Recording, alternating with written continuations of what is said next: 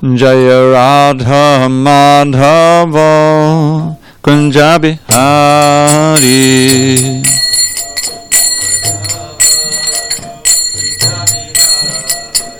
Jaya Radha Madhava Kunja Bihari.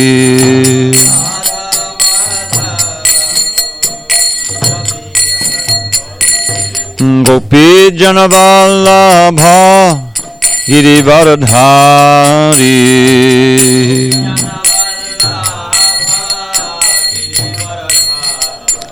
Jai Gopi Jana Vallabha Girivaradhari.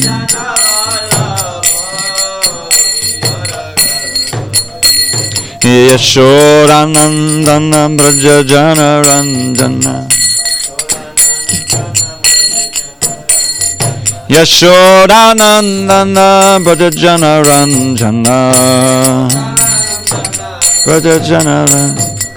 Yamuna Tira Vanachari. Yamuna Tira Vanachari. Jaya Radha Madhava Kunja Bihari.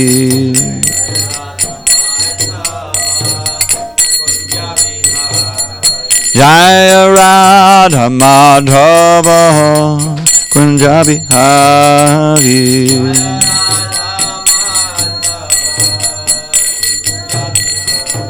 Jaya Radha Madhava Kunja Bihari.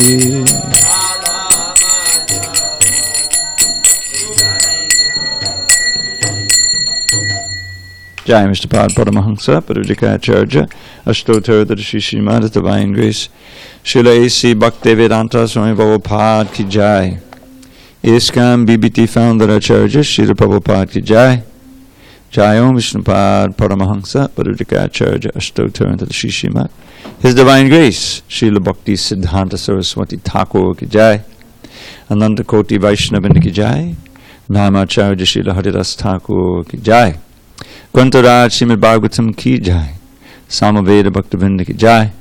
All glories to the assembled devotees. All glories to the assembled devotees. All glory to the assembled devotees.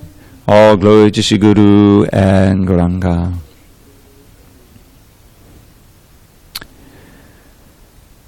Narayanam namaskritya Narang chaiva narottamam Devim saraswatim vyasam Tato Jayamudiriet. Before reciting the Srimad Bhagavatam, which is our very means of conquest, we should offer our respectful obeisances unto Lord Narayan, the Supreme Personality of Godhead, unto Narayan Rishi, the supermost human being, unto Mother Saraswati, the goddess of learning, unto Srila Vyasadeva, the author, and unto Srila Prabhupada, the translator, commentator, and our spiritual master. Nashta Prayesha Bhadreshu Nityam Bhagavata Sevaya Bhagavatyuttama Shloke Bhaktim Bhavati Naishtiki. By regular attendance in classes on Srimad Bhagavatam and by rendering devotional service to the pure devotee, all that is inauspicious within the heart is destroyed almost to nil, and loving devotion to the Supreme Lord, who is glorified in transcendental songs, is established as an irrevocable fact. Om Namo Bhagavate Vasudevaya. Om Namo Bhagavate Vasudevaya. Om Namo Bhagavate Vasudevaya.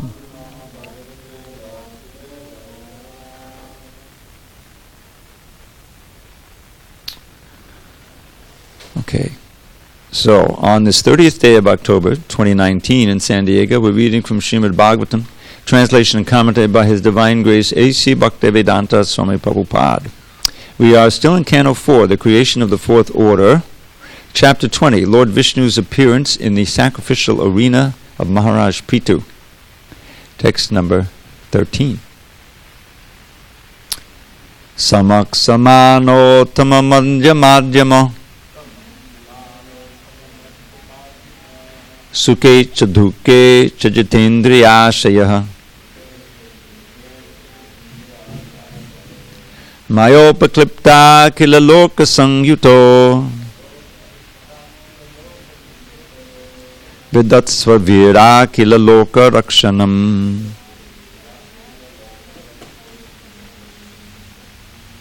Okay, give me a second. All right. Sorry, I forgot my. Samaksamano madhyama Sukhe cha dukhe cha jadendriyashaya Mayopaklipta kila loka sangyuto Vidatsva vira kila loka rakshanam. Samaksamano madhyama Adhama Sukhe cha dukhe cha jadendriyashaya Mayopaklipta kila loka sangyuto Vidatsva vira kila loka rakshanam. Madhyamadhama. Samaksamano madhyamadhama Sukhe cha dukhe cha jadendriyashaya Mayopaklipta kila loka sangyuto Vidatsva vira kila loka rakshanam. Samaksamano madhyamadhama Sukhe cha dukhe cha jadendriyashaya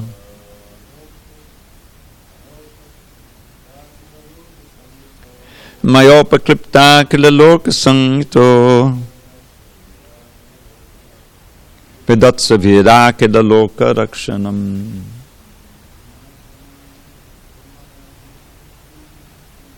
Samaksamano madhyamadhama Sukhe cha dukhe cha jadendriyashaya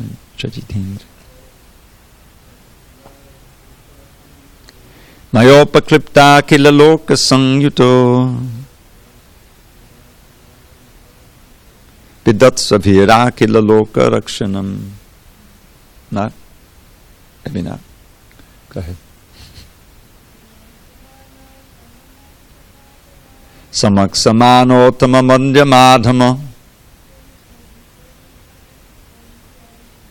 Sukhe cha dukhe cha jitendriyashaya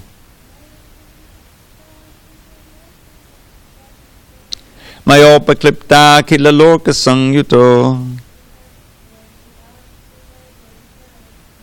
Vidatsva vira kila loka rakshanam. Actually,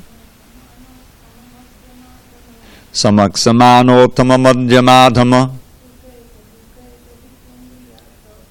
Sukhe cha dukhe cha jitendriyashaya Mayopaklipta kila loka sangyuto Vidatsva vira kila loka rakshanam. You want to try it? Okay. Synonyms. Samaha, equipoised.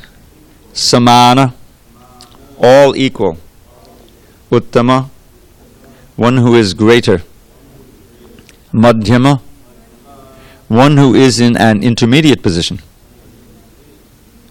Adamaha, one who is in a lower standard of life. Sukhe, in happiness. Cha, and. Dukhe, in distress. Cha, also. Jita indriya, having controlled the senses. Ashaya, and mind. Maya, by me. Upaklipta, arranged. Akila, all. loka, by people, sangyutaha, being accompanied, vidatsva, give, vira, O hero, akila, all, loka, to the citizens, rakshanam, protection. All right, 1 second. Translation. So this is Lord Vishnu speaking to Maharaj Prithu. My dear heroic king, please keep yourself always equipoised and treat people equally, whether they are greater than you, in the intermediate stage, or lower than you. Do not be disturbed by temporary distress or happiness. Fully control your mind and senses. In this transcendental position, try to execute your duty as king in whatever condition of life you may be posted by my arrangement. For your only duty here is to give protection to the citizens of your kingdom. Purport. Here is an example of receiving direct instruction from the Supreme Personality of Godhead, Lord Vishnu. One has to execute the order of Lord Vishnu, whether receiving it directly from him or from his bona fide representative, the spiritual master. Arjuna fought the battle of Kurukshetra under the direct order of the Supreme Personality of Godhead, Krishna. Similarly, here Prithu Maharaj is also being given orders by Lord Vishnu regarding the execution of his duty. We have to stick to the principles stated in the Bhagavad Gita. Vyavasayatmaka buddhi. Every man's duty is to receive orders from Lord Krishna or from his bona fide representative and take these orders as his life and soul without personal considerations. Srila Vishwanath Chakravarti Thakur states that one should not care very much whether he is going to be liberated or not, but he should simply execute the direct order received from the spiritual master. If one sticks to the principle of abiding by the order of the spiritual master, he will always remain in a liberated position. A common man must execute the rules and regulations of Varnashram Dharma by working in his prescribed duty according to the caste system, Brahman, Kshatriya, Vaishya, and Shudra, and the spiritual order system, Brahmacharya, Grahastha, Vanaprastha, and Sannyas. If one simply executes regularly and strictly the injunctions given for the different divisions of life, then one satisfies Lord Vishnu. As a king, Prithu Maharaj was ordered by Lord Vishnu to keep himself always aloof from the activities of the bodily situation and to engage always in the service of the Lord and thus keep himself in the liberated stage. The word Bandha Saurada in the previous verse is explained herewith. One can fully remain in intimate connection with the Supreme Lord directly or receive orders from his bona fide representative, the spiritual master, and execute the orders sincerely when one keeps aloof from the activities of the body. The Lord helps us by giving us directions how to act in devotional service and thus advance on the path back home, back to Godhead. He instructs us outwardly in the form of the spiritual master. Therefore, one should not accept the spiritual master as an ordinary human being. The Lord says, Acharyam mam vijaniyan navamanyeta karhichit. One should not treat the spiritual master as an ordinary human being, for he is the substitute for the Supreme Personality of Godhead. This is from the srimadbhagavatam 11:17-27. One should treat the spiritual master as the Supreme Personality of Godhead and never be envious of him or consider him to be an ordinary human being. If we follow the instruction of the spiritual master and execute devotional service to the Lord, we will remain always free from the contamination of bodily and material activities, and our life will be successful. Om Jnana Timarandrasya Jnananjana Shalakaya Chakshu Unmilitam Mena Tasmai Shri Gurave Namaha. I was born in the darkness of ignorance, but my spiritual master Srila Prabhupada opened my eyes with the torchlight of knowledge. I offer my humble obeisance unto him and to all members of Sri Parampara, the disciplic succession. So one thing very interesting about this section of the Bhagavatam is that, if you recall, Maharaj Prithu performed some pretty amazing activities. He had chastised the earth. He was shooting his arrows, ready to shoot his arrows at the earth. He caused the earth to start giving, being very fruitful again, because it had withdrawn and withheld its bounty because all the people had become sinful. They weren't under the previous king, Vena, who was incorrigible. He was an atheist. He was trying to suppress the Brahmins and devotees, and so the Brahmins actually killed him with mantra. But then, again, there was havoc in society. Without a leader, without a king, without a government, then everything comes out. I remember back in 65, was it? Yeah, I think it was 65 when Srila Prabhupada came. I happened to be in Chicago, but I read about it. There was this blackout in New York. Not just New York City, but the whole section of New York State was suddenly without electricity. And before long, the riots were going on. People were breaking into the windows and stealing the TVs, and the whole thing was going on. Just because the lights were out and the cops really couldn't see what to do. Happens every time. So as soon as the sense of a government and the threat of punishment, then the worst elements of society come out, and that's what happened here in the Bhagavatam. So it had happened earlier when Vena's father, Anga, took sannyas. Vena had, I was listening to this, actually I happened to be listening to a lecturer, Prabhupada was giving a talk on this part of the Bhagavatam. And he's talking about how Anga, the father of Vena, married a lady who was the daughter of death. And there was like all of this inauspicious vibrations coming from her side. And so the son was this incorrigible demon. I mean, he would play with his friends and he would kill them. He would push them in the water and he'd kill them. So they tried to correct him. After all, he's the prince. And he was incorrigible. That's what incorrigible means, uncorrectable. So finally, one night, in the middle of the night, Anga, the father, just left. He took sannyas, didn't tell anybody, and he was gone. So now there's no king. So, and Vena now is an adolescent, he's old, like 18 or 19, whatever, So all of this, the Dacoits came out, and everything. So the Brahmins said, well, let's try Vena. Maybe he'll grow into the role, just like they tried with our present president. Well, maybe he'll shape up. He didn't shape up. He was just the same Vena, and he was oppressing the people and stopping the sacrifices and doing all this. So finally, they gave him more or less an ultimatum. You can't do that. And so he said, well, I'm the king. You should worship me. I'm God. You should worship me. So they killed him. And then again the dacoits came out, so then they had this mystic process where they churned the legs of the dead body of Vena, and this person came out who had all the sinful reactions, and then they kind of exiled him. And then they churned the arms, and Prithu and his wife Archie came out. And they then took the role, and it's described right away. They were seeing that he's an incarnation of Krishna, a Shaktivesha. Shaktivesha means he's empowered. But the way that he's referred to practically as the Supreme Personality of Godhead, the amazing things he was doing and so forth. But now we see that Vishnu himself has come, and he's speaking to him as a conditioned soul. He's after all a soul, and so he needed to be stopped from trying to kill Indra because he stole the sacrificial horse, and now he's giving him very important instructions that are pertinent for every Kshatriya, every ruler of society. And the idea to treat people equally. In other words, the responsibility of the leader is to guide and reform where necessary and punish where necessary.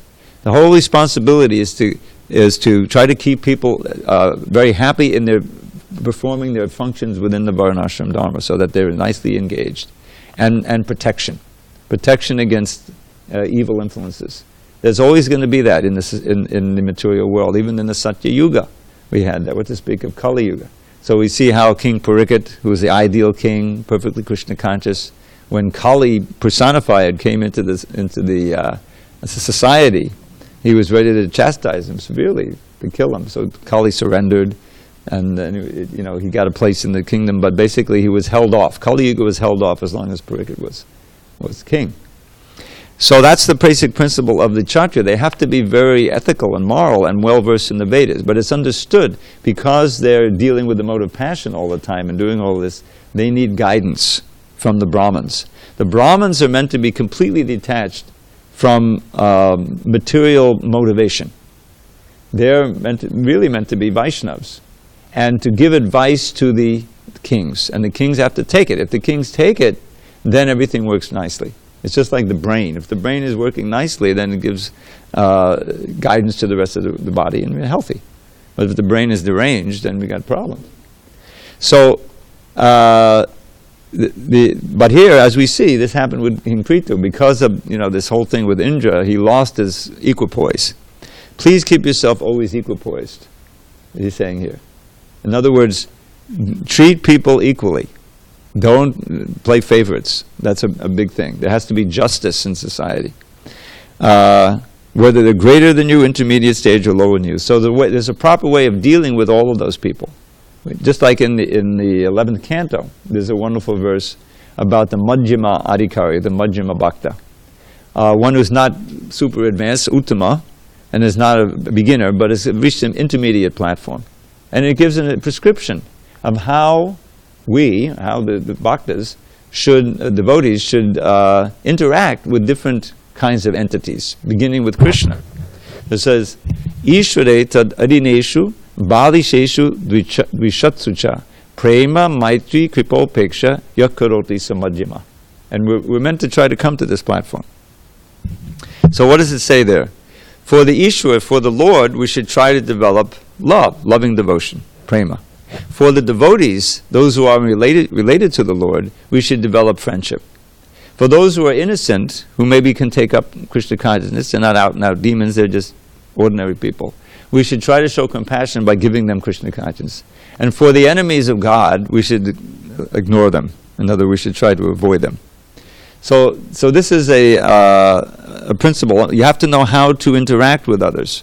The superior personalities, you should bow down, you should serve, glorify. Those who are on the same level, you should have friendship and associate nicely and so forth like that. So that's another important point here. It says you should deal with everyone as the king in an impartial way. Don't play favorites. That's the idea. Do not be disturbed by temporary distress or happiness. So this is like a standard principle for devotional service, is to come to the point of being able to live in this world, which is always going to be full of dualities. There's always going to be problems and threats and things happening, and have a kind of a gyroscope, or have a central Krishna consciousness that's untouched in any circumstance. You realize, this is just the material energy working.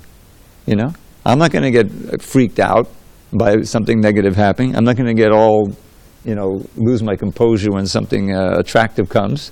In both of those situations, what is that Krishna says right in the second chapter? What is the symptom of one whose consciousness is fixed, whose intelligence is fixed?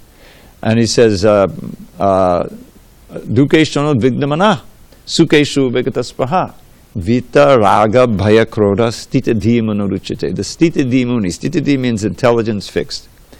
Dukeshano vignamana, when unpleasant things come, your mind is not disturbed.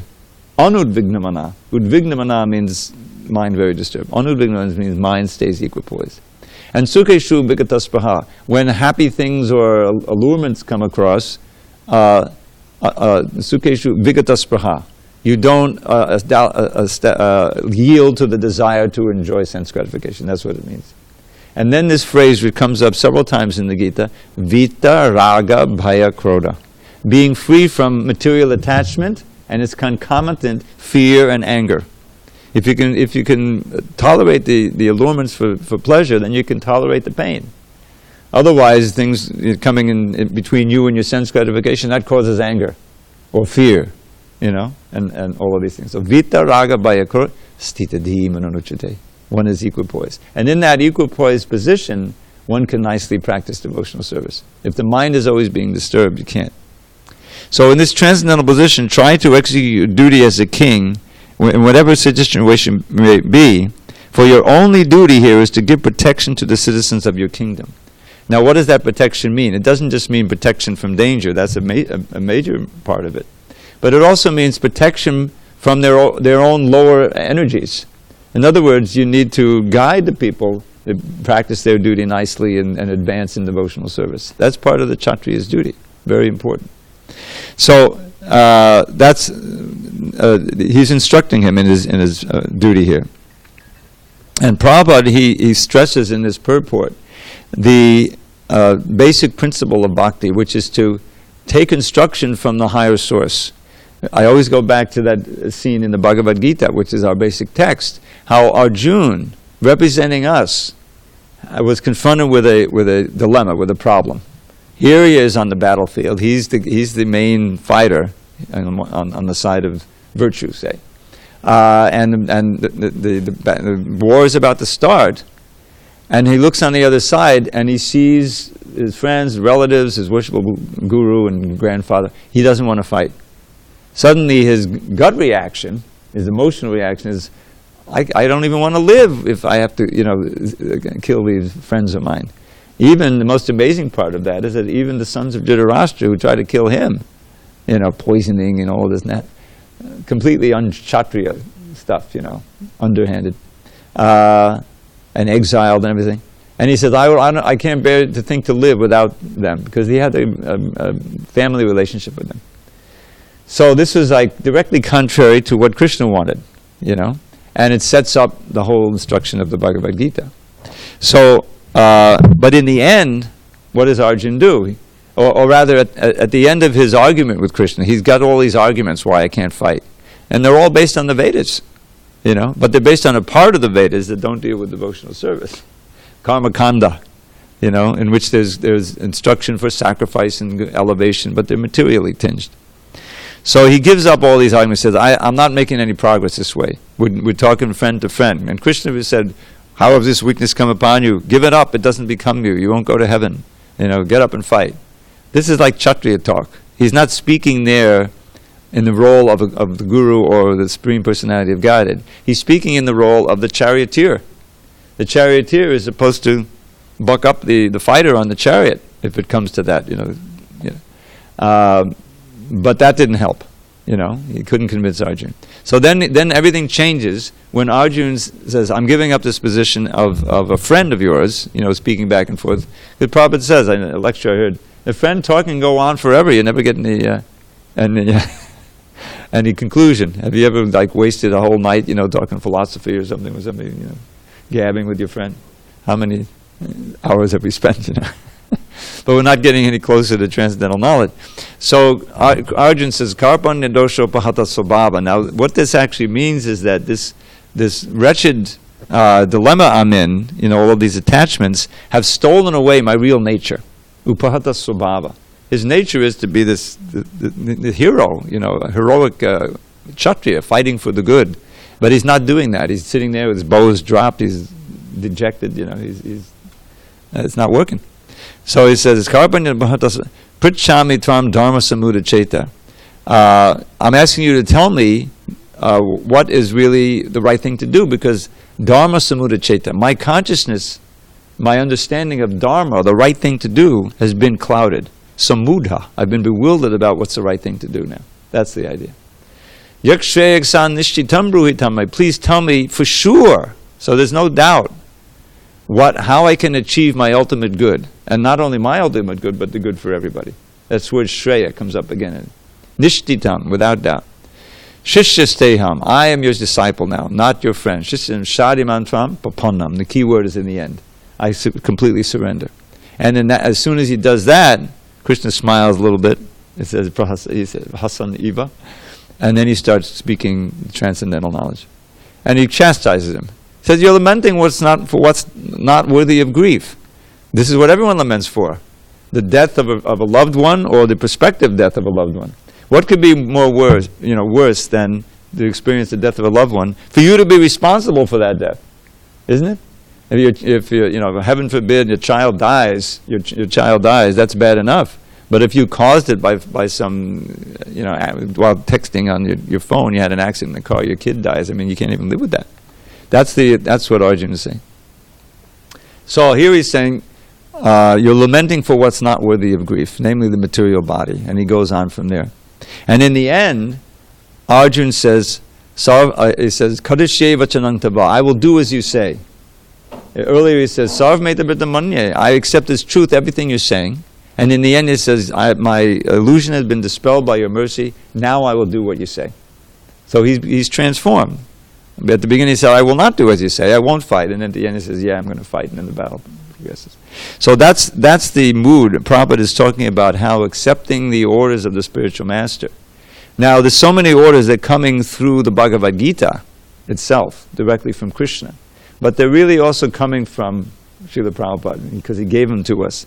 And he gave them to us in an authoritative way because he himself was following them.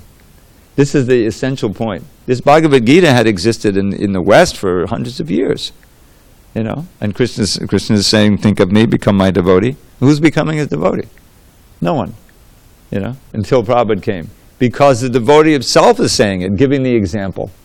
And that's the power of the pure devotee, is that he can instill faith because he's exemplifying what he's speaking. Just like a salesman, if he really has enjoyed what he's trying to sell and he appreciates it, he'll have much more impact. Otherwise, it's just a game, which is what it is. But Prabhupada wasn't coming to sell anything material. He was coming to give the greatest treasure that he himself had experienced and that he was learned in.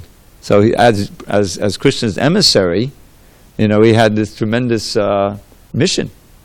And tomorrow we're celebrating his disappearance day, and I was trying to think, what am I going to speak about? But that's the force of Prabhupada's instructions in his books and his tapes and everything is so potent because he lived it and he sacrificed his life to give it to us. If someone is risking their life to give you something, you're going to really see, well, what is that that's so valuable that he thinks is that I must have, you see? Rather than just, what can I sell you that you'll give me some money? You know what I mean? That's the difference. So Prabhupada had that behind him. Just like, why did Christianity spread so far?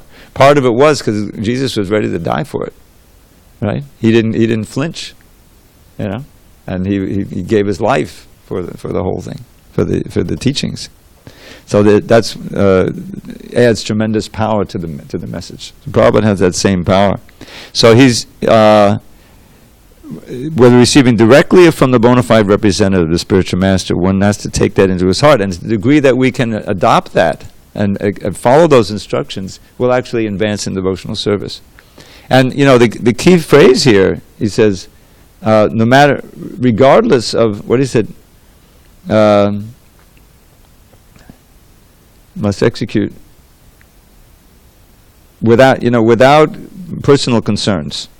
In other words, this obvious impetus on the part of all of us. We have our own personal concerns that are based in our bodily conception and so many different things, and that's usually what we operate on. What's good for me? How can I enjoy? And so forth. It's either immediately or strategically. That's what we're living in. But it's all a big mistake. It just produces a whole bunch of suffering in the end. No matter what you do, eventually, when you get old, there's a certain perspective you have on life. You look back, and you can see that when you were young, you have this illusion, especially just in ordinary life, that this is going to last forever, more or less. I remember, I like to give this example because it was very obvious. I spent 6 years in Miami back in the 80s, right on the beach. People save their whole lives to be able to go down and spend a week on the beach.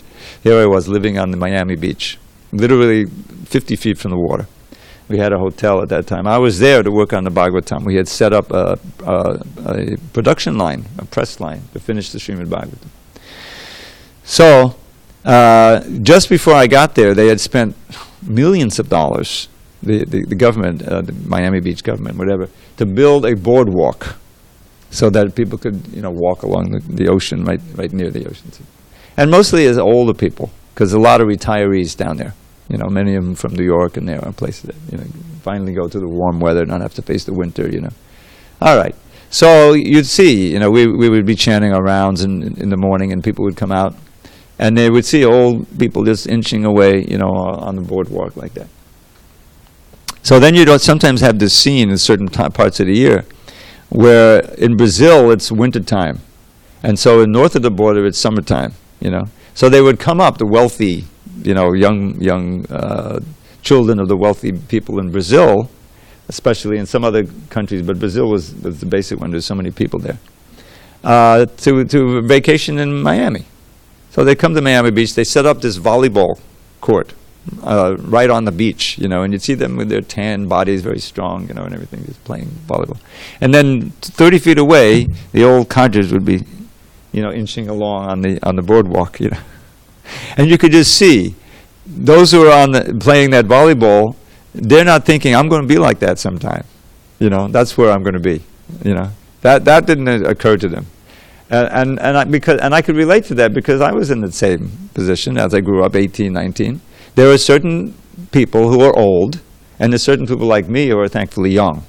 And I'm more or less going to be always young, and these people are going to be always old. It's a complete illusion, But that's the way you feel. You're not operating, what's that phrase in the 13th chapter? Janma mrityu jara vyadi dukkha doshana darshanam. A basic principle of human life, of intelligent human life, is to always see, at every age, as soon as you can understand, the evils of birth, old age, disease, and death. That this is just not a one-time thing. This is again and again and again and again and again you're going to go through that if you don't get self-realized and get liberation. So there's a tremendous urgency on that level, self-interest, to inquire into this science, how you can get liberation, how you can get free from birth, old age, disease, and death. Now, as devotees, we don't focus so much on that because we're aiming for something much more valuable than liberation. Liberation, if you think about it, is a negative thing. It's just like if you're incarcerated, what you really want to do is get out. You're not even sure what you're going to do when you get out. I'll see the sun, I'll walk in the park, and just relish my freedom, and then you'll do something. But being in jail itself is such a punishment that the basic principle is getting out.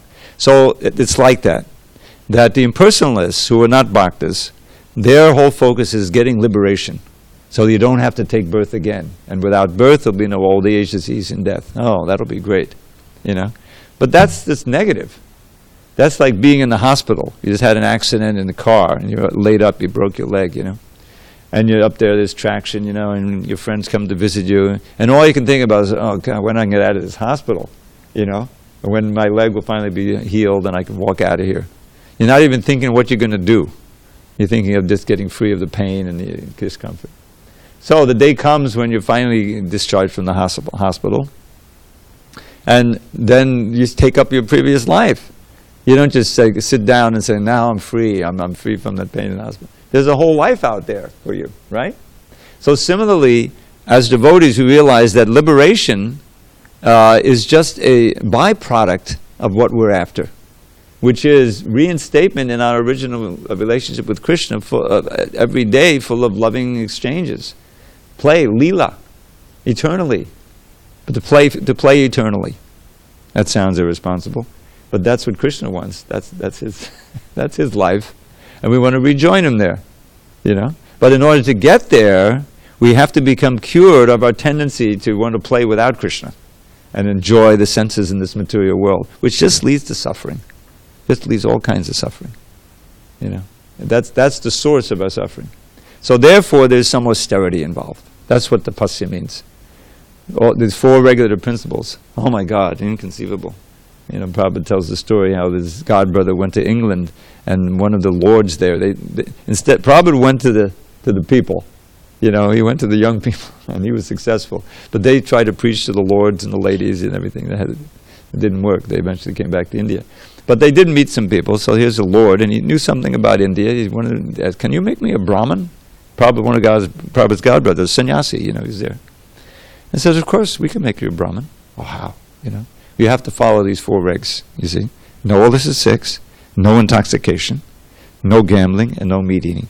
And so what was that Lord's answer? Impossible. Impossible. That's our life. That's our life, the English beef eaters and the drinking and the whole thing. So it's very difficult if that's all you're conditioned to, But if you become inspired and you have faith and you join a kirtan, you experience some of the transcendental pleasure of Krishna consciousness, it becomes possible to do it. And Krishna gives you the spiritual strength. And it's essential. It's an essential step. You can't be enjoying intense sense gratification and also try to advance in Krishna consciousness. It doesn't work that way. They're directly 180 degrees opposite. But what you can do is step by step, through serious struggle, and we experience that in our material lives.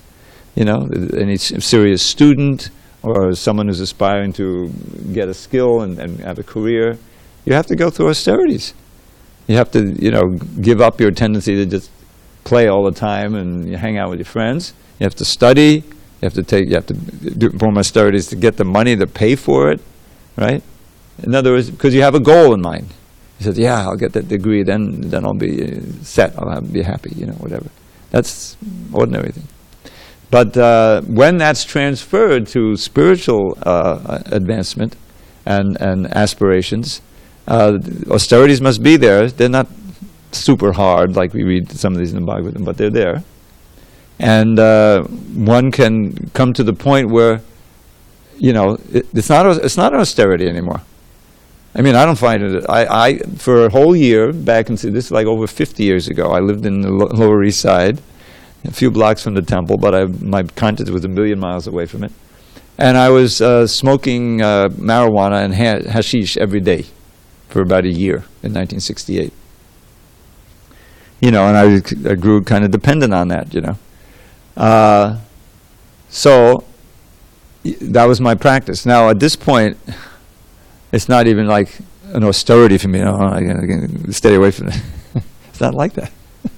It's just forget it. Tell me about the addictive mantra, the shlokas.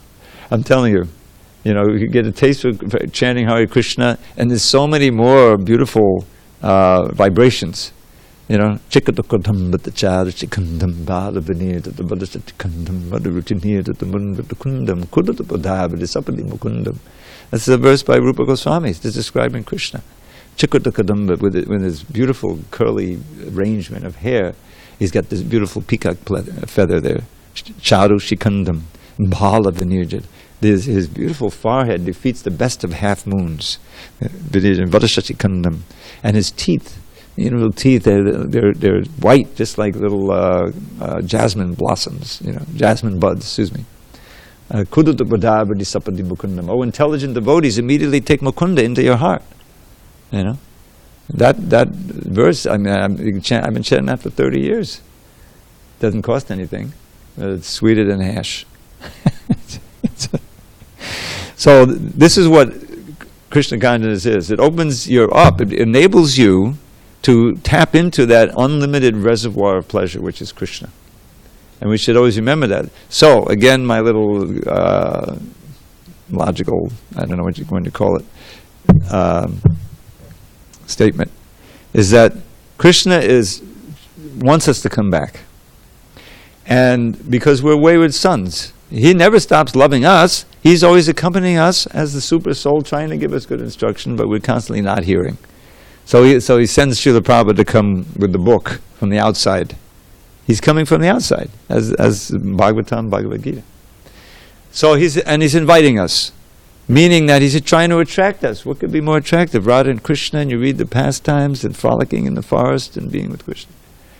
So he's attracting us. In a few days we'll have, Govardhan Puja, So that's there. The impersonalists don't have that. They can't, because they don't believe that Krishna is real. They think ultimately it's an illusion. But we believe that's the ultimate reality, right? The absolute truth. So there's that. But then, our mind is so conditioned to try to enjoy. So then we have these warnings. Janma Mrityu Jara Vyadi Dukkha Doshana Darshan. So there's Kali, Durga, ready to punish us with the threefold miseries, with that trident. You see the picture she's got, telling, get out of here. We didn't, you've been in this prison so long, I'm not enjoying it, But this is the nature of this life, is that it's full of suffering.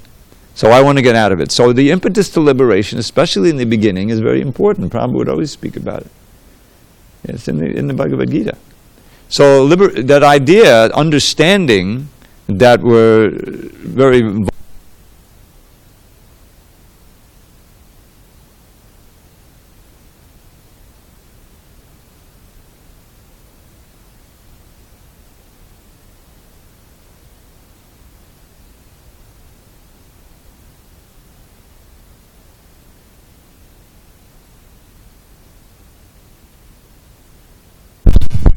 fires are burning, and there's always danger at every step. So we read about those things. Bhagavatam is filled, the 5th canto, the forest of enjoyment. It's all about how there's really no enjoyment in the material world. Just to sober us up so that we become serious to get out of it. But the process of getting liberation involves Krishna consciousness, where the pleasure of Krishna consciousness eventually makes you forget all about liberation. And that's why Lord Chaitanya says, Nadanam nadanam nasundadim kapitang vajagadisha kamiye. My Lord, I'm not approaching you for anything material. I'm not praying to you for wealth, followers, beautiful spouse, or anything like that. I'm not even praying to you for liberation.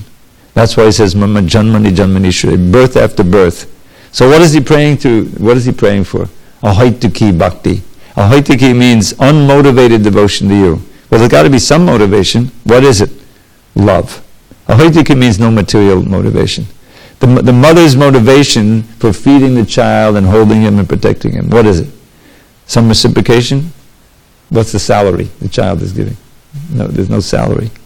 Just love. To see the other happy and secure and peaceful, that's the motive. And I was just reading the 4th chapter of Adi Lila of Chaitanya Charitamrita, a very, very important chapter. Now you have your encyclopedia on your iPad.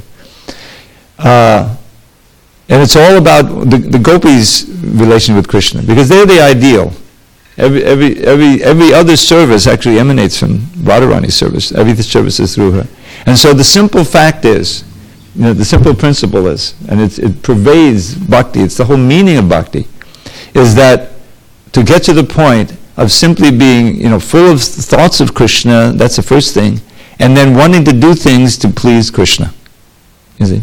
And it sounds, because we're so, conditioned, it sounds, well, that sounds impossible. What about me? Well, I'm not going to do anything for me. Yeah, you can eat, we have prasadam, but the best way of eating is to understand, this prasadam has been given by Krishna, he's tasted it, and now I'm eating so my body is nourished so that I can serve Krishna. That's the only reason I'm eating. I'm not eating so that I can then enjoy my senses separately from Krishna, which is what everyone's doing. So every single act, every single breath, the motivation is, and the understanding is, this is so that I can serve Krishna better. That's the whole purpose of it. And then we get a chance to chant before him for his pleasure, and serve him, and serve out, and do all these different things. And so that mood of service and love for Krishna is the central fact of our lives. That's a pure platform. And what happens? You feel Krishna's love coming at you. Your appreciation for the beauty, the holy name, increases so much. That's the gift that Krishna gives you. There's even prayers of it, like the Namashtaka. Last prayer, beautiful prayer. There's a devotee used to name Arjun. He was initiated in Madhuripura. His name comes from this verse. Madhuripura means a flood of sweetness. Narada vino jivana sudhormi niyasa Madhuripura tam Krishna nama kamam spadameva saneva sena sada. So he says, holy name, you're the inspiration of the vina of Narada Muni. Or jivana sudhormi means waves of nectar. Niryasa, concentrated nectar. Madhuripura, you're like a flood of sweetness which consists of the concentrated waves of nectar, like that. That's the Sanskrit. Tvam Krishna, if you please, if you like, please always appear on my tongue with great taste. Let me always have a great taste to chant you. Let me never become dull and inattentive. That's the prayer. You can pray to the holy name to get more taste for the holy name. I'll show you these verses. You have them on your computer. So that's the gift. That's the result of all of our efforts. We get more and more taste, more and more eagerness for seeing Krishna, chanting his name, tasting him, serving him with all of our senses. And that's the idea. That taste matures into bhava, into love and prema, which is the ultimate goal. So that it starts here with accepting the orders and the instructions of the spiritual master, and trying to execute them to the best of our ability. And so that's what this verse and purport are all about. Okay, I'm sorry, I went over time. Any questions, comments on any of these points? Okay, we'll end with a little poem. They were coming up on Govardhan Puja celebration. We just had Monday, but you weren't here. I think we're here with the little poem I made. So as a summary, now, this poem was written with a painting in mind. You know some of the paintings? Yeah. So there's a beautiful painting of Krishna lifting the hill, and it's sideways painting, and all the residents are underneath. They're looking at him. So that's the painting. So when Krishna stopped King Indra's sacrifice, that monarch of the heavens threw a fit. Those cowards took that foolish boy's advice. Such insolence I never shall permit. So Indra sent the clouds of devastation to pour down catastrophic hail and rain with lightning, winds, and hail without cessation. The cowards called to Krishna in their pain. To show his coward friends his boundless love and crush King Indra's pride for his own good, Shri Krishna lifted Govardhan above and saved his friends while neath the hill they stood. Hare Krishna. All glories to Srila Prabhupada. Hare Bol.